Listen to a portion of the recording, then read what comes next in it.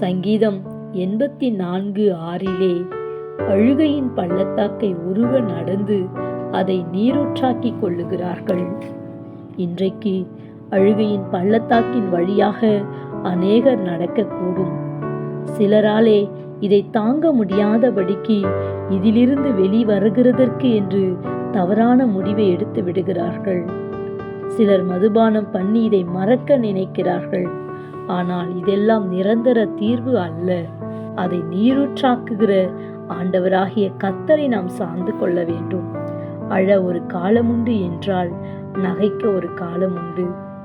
உம்மிலே பலன் கொள்ளுகிற மனுஷனும் தங்கள் இருதயத்திலே செவ்வையான வழிகளை காத்து கொண்டிருக்கிறவர்களும் பாக்கியவான்கள். அழுகையின் பள்ளத்தாக்கை நடக்கிறவர்கள் அதை நீரூற்றாக்கி கொள்ளுவார்கள் கர்த்தராலே. Have a nice day. God bless you.